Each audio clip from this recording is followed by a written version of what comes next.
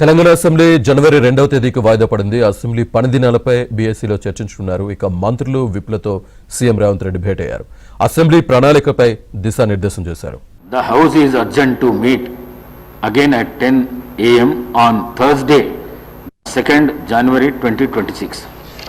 Right, ఇదే అంశానికి సంబంధించి పూర్తి డీటెయిల్స్ మా కరెస్పాండెంట్ సిద్ధార్థ్ అందిస్తారు. సిద్ధార్థ్, తెలంగాణలో అసెంబ్లీ సమావేశాలు ఉభయ సభలు వాయిదా పడ్డాయి. ఇక 2వ తారీఖు ఉదయం 10 గంటలకు శాసనసభ శాసన మండలి భేటీగానుంది. ఇక ప్రస్తుతం సీఎం రేవంత్ రెడ్డి ఛాంబర్లో మంత్రులతోని ప్రభుత్వ విప్పులతోని ఆయన భేటీ అయ్యారు.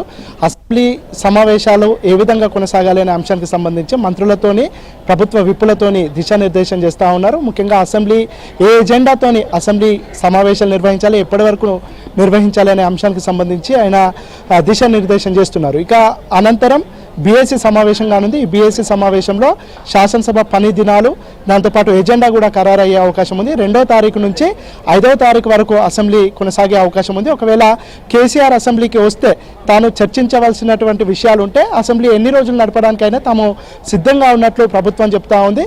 కేసీఆర్ మొన్నటి వరకు, అంటే మొన్న కేసీఆర్ చాలా రోజుల తర్వాత బయటకు వచ్చిన తర్వాత కాంగ్రెస్ పైన, ముఖ్యంగా ప్రభుత్వం పైన అనేక విమర్శలు చేశారు. ముఖ్యంగా